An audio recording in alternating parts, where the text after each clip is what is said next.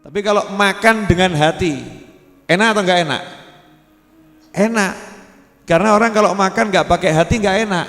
Maksudnya begini, makan di situ ada kambing, dibuat sate, ya, dibuat sop kaki kambing, kikil dan lain sebagainya. Tapi hatinya lagi mikiri utang. Makannya enak enggak? Enggak enak. Apalagi kalau mau makan, Pak Dokter kemudian ngasih tahu, berdasarkan pengamatan saya, sebentar lagi kamu mati. Iya, Pak Dokter ngomong begitu. Akhirnya hatinya galau gitu. Bisa makan enak enggak? Enggak bisa. Ya enggak bisa. Rumahnya besar. Rumahnya besar. Tapi hatinya sumpek pepet gitu ya. Rumahnya jadi terasa besar atau sempit? Sempit. Berarti dalam kehidupan hati ini penting atau enggak penting? Penting atau super penting? Yang paling penting apa? Hati. Yang paling penting hati. Nah, karena itu tema ini akan kita bahas, insya Allah cukup menarik. Karena zaman sekarang saya melihat banyak orang hidup enggak mikir no hatinya. Wetenge tok sing dipikir. Perut dipikir ya. Tapi hatinya enggak dipikir. Hati itu kalau sehat, hati itu dalam bahasa Arab qalbun. Dalam bahasa Arab qalbun. Ada pula dalam bahasa Arab fuad. Fuad itu juga hati. Hati dalam bahasa Arab juga akal. Akal itu juga hati. Jadi kalimat akal, kalimat fuad, kalimat qalbun, ya itu sebetulnya nama yang sama. Ruh itu juga hati. Jadi kalau disebut hati dalam pengertian kita bahasa Indonesia, hati, atiku gitu ya, hati sesuatu yang digunakan untuk merasa, ya itu sebetulnya ruh. Itu sebetulnya ruh. Ketika fungsinya merasa disebut hati. Ruh yang fungsinya mikir disebut akal. Jadi cuman begitu saja sebetulnya beda-bedanya. Tapi intinya hati, ruh, akal, kemudian jiwa, fuad itu sama. Dalam bahasa Arabnya qalbun. Zahirnya tempatnya hati itu di jantung. Karena itu bahasa Arabnya jantung adalah qalbun. Ya, qalbun itu jantung. Jangan kemudian disamakan dengan kabid. Kabid itu hati. Ya, hati, kambing punya hati, ya bukan itu hati. Tapi hati dalam bahasa Arab adalah qalbun alias jantung. Nah, jantung ini bagian terpenting dalam tubuh. Meskipun khilaf antara pakar kedokteran antara ilmu jantung dan ilmu otak. Pakar otak mengatakan sumber kehidupan adalah otak. Pusat perintah ada di otak. Pakar jantung mengatakan sumber kehidupan ada di jantung. Pusat perintah ada di jantung, bukan di otak. Begitu Pak Dokter. Kalau ilmu Anda belum nyampe, ya saya memakluminya.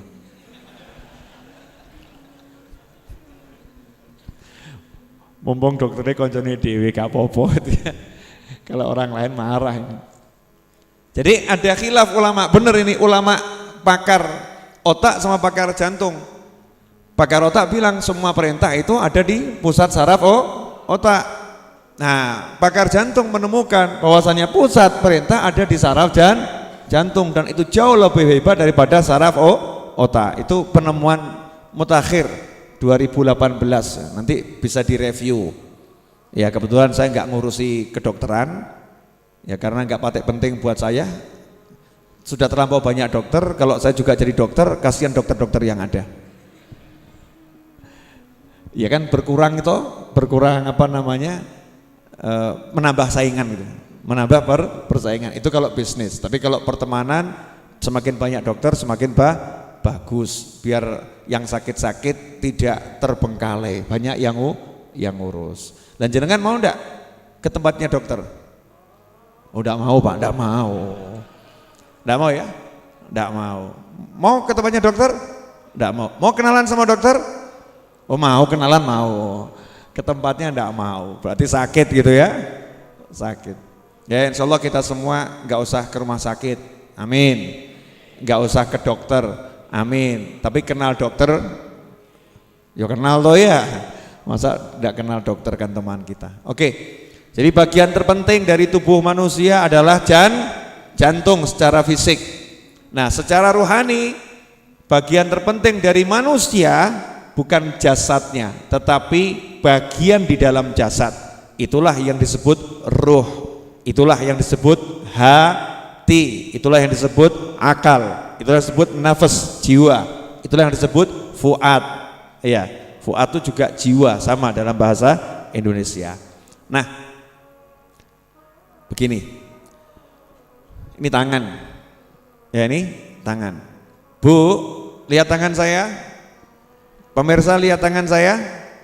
Oke, tangan ini kan ada saraf-sarafnya ya, yang di kulit ini untuk merasa. Nah, ketika tangan digunakan untuk menyentuh rambut, kemudian rambutnya dibelai ini, diusap, tangannya kan merasa sesuatu, betul kan? Merasa. Ini kalau hatinya nggak ikut, krosone cuman kulit ketemu rambut, enak enggak? Enggak enak. Tapi begitu hatinya ikut, ada cinta di situ, lain rasanya. Masya Allah, my love. Betul. Rasanya enak atau gak enak? Ah, konangan toh. Ya kan? Yang punya anak. Iya. Ini bibir. Bibir itu kalau kulit ketemu kulit, ya biasa, tidak ada rasanya. Tapi kalau kulit ini bibir, kemudian mengecup keningnya anak,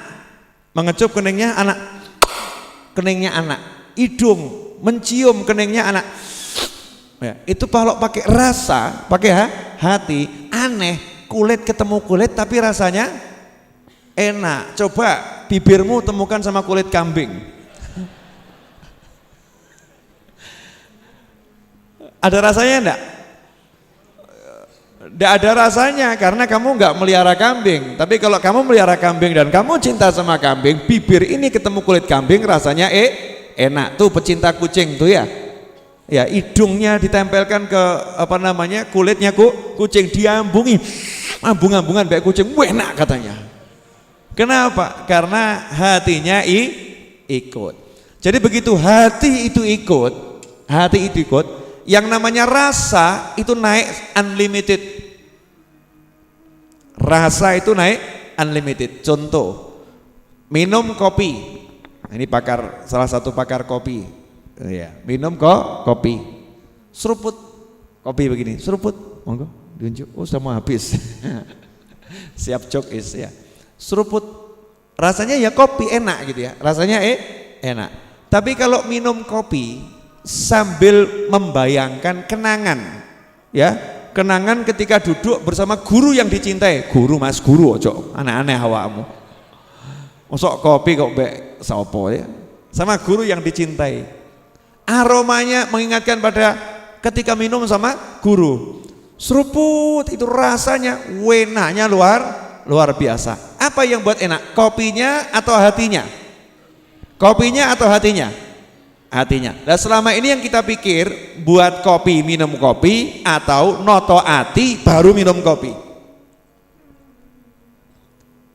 Nah, eng.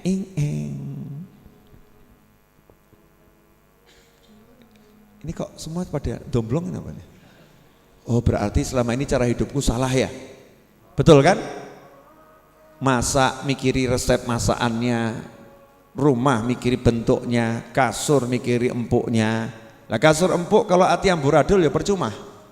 Betul kan ya? Masakan seenak apapun kalau hatinya nggak enak ya percuma. Makanya ibu-ibu tuh aneh, masak masakan yang enak tapi nyuguhkan sama suami sambil merengut. Ya ora enak, Bu. Orangnya ya hadir di sini. Maaf ya, Bu. Ya, daripada saya ngerasani kan lebih baik belak-belakan. Gaya ngambek. Nih. Ya, gaya ngambek. Nih. Suaminya mau makan ya tetap enak. Karena suaminya nggak punya perasaan. Lap. Ya tetap enak. Suaminya nggak punya perasaan. Tapi kalau suaminya memang pakai rasa, pakai hati, hatinya lagi dirusak sama istrinya ya, jadinya enak enggak itu? Enggak enak. Seenak apapun enggak enak. Tapi kalau cuman tempe sama nasi yang nyuguhkan mesem, enak enggak Pak? Ya kurang enak Pak. Bukan enggak enak, kurang enak. Oh, tempe sama nasi kalau ada sambelnya kan ya rodo enak. Ada ayamnya lebih enak. Ada sop jangan asem ya soyo enak. Jadi hati ini kalau udah ikut main, masya Allah, kenikmatannya jadi unlimited.